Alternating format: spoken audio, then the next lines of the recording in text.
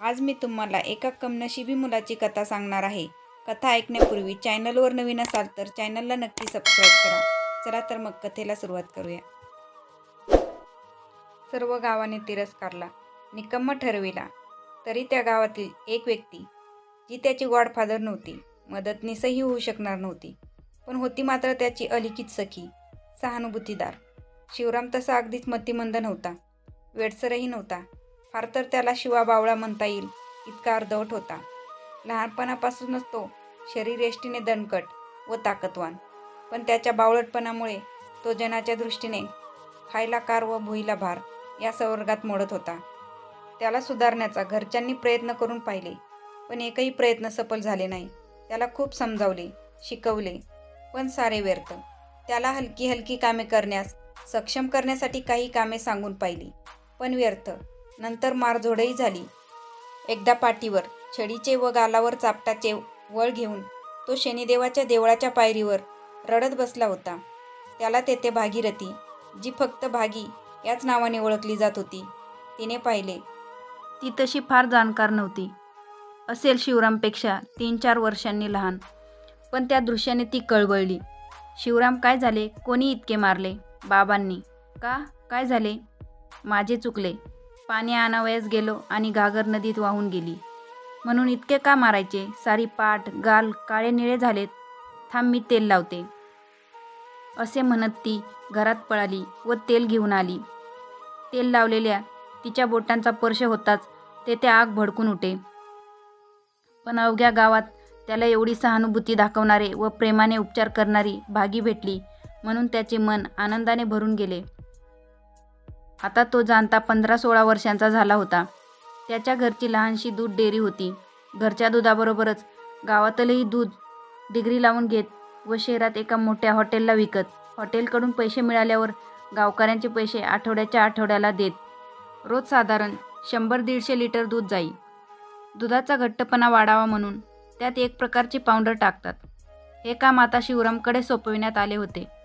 तो ते व्यवस्थित करीत होता. 2-3 महिने झाले. त्यानंतर एके दिवशी त्याने त्या पावडरऐवजी चुकून पुडीतील मीठ टाकले. सकाळपर्यंत ते सर्व दूध नासले. हॉटेलवाल्याने त्या दुधाचे पेमेंट दिले नाहीच, पण दूध घेणेही बंद केले. गावकऱ्यांचे आठवड्याचे पेमेंट अंगावर आले. यावेळी त्यास मारहाण तर झालीच, पण घरच्यांची व बाहेरच्यांची बोलणी ऐकावी लागली. गावातील त्याच्या काही मित्रांनी त्याला दारूचे दुकान घालण्यास भरीस पाडलं.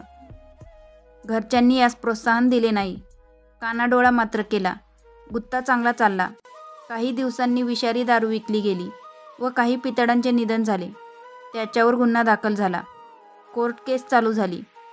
घरच्यांना मोठी तोशीस घेऊन प्रकरण मिटवावे लागले.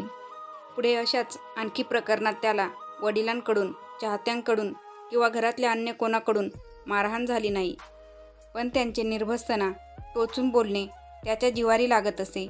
आपल्या हातून नुकसानकारक असे घडू नये यासाठी तो प्रयत्न करत नव्हता असे नाही, पण दुर्दैवी नशिबामुळे तसेच वारंवार घडत होते खरे.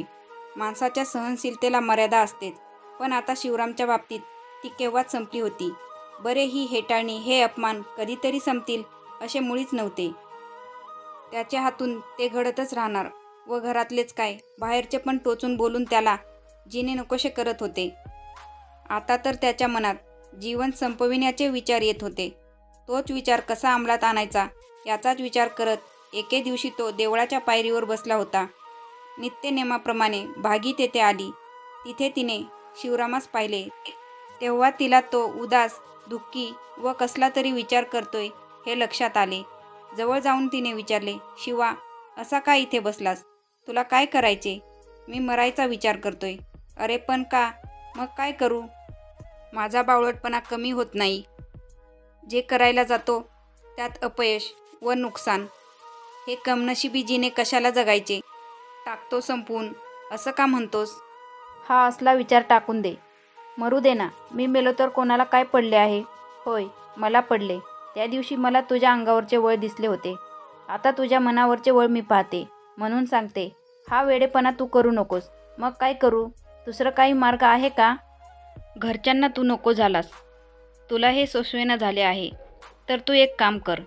हे घर, हे गाव सोडून कुठेतरी दुसरीकडे जाऊन काहीतरी करून नशिबाची परीक्षा बघ, काहीतरी चांगले होईलच.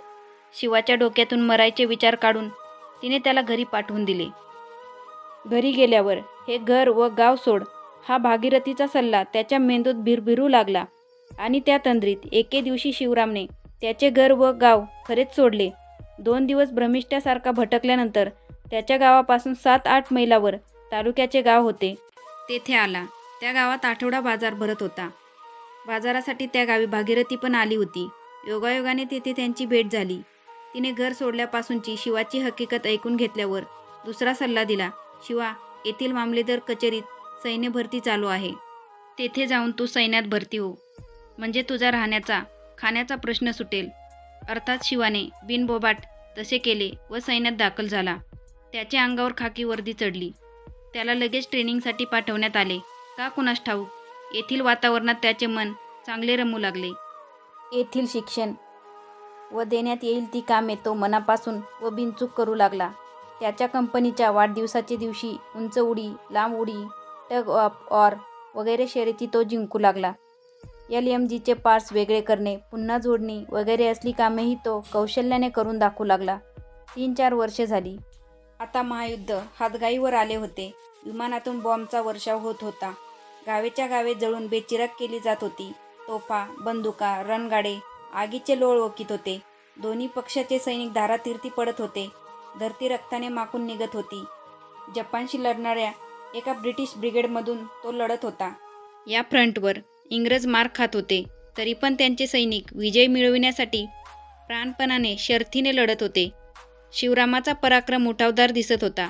जपानी इंग्रजांची लष्करी ठाणी उद्ध्वस्त करून त्यांना माघार घेण्यास भाग पाडत होते. शिवरामाच्या ब्रिगेडलाही तेच करावे लागत होते. जपान्यांस कसे थोपवावे हे ब्रिटिश अधिकाऱ्यांना समजेनासे झाले होते. ते चक्रावले होते. आज जपान्यांची ब्रिगेड नामशेष करून त्यांचे लष्करी अतिमहत्त्वाची ठाणी हस्तगत करण्यासाठी जिकिरीचे प्रयत्न करत होते. पण त्याहून जास्त शर्तीचे प्रयत्न ती ठाणी वाचवण्यासाठी जपानी ब्रिगेड करत होती. तुंबळ रणकंदन झाले. विजय जपान्यांच्या बाजूकडे झुकत होता, कारण ते जरा सुरक्षित होते. एका सुरक्षित टेकडीवरून ते मारा करून परत टेकडी मागे आश्रय घेत होते. ब्रिटिश टेकडी हस्तगत करण्याचा प्रयत्न करीत होते, परंतु ते जसजसे टेकडीकडे जाण्याचा प्रयत्न करीत तसतसे जपानी त्यांना बंदुका, तोफांनी टिपून काढीत होते. ब्रिटिश मागे हटत नव्हते, तर जपानी पुढे सरकू देत नव्हते.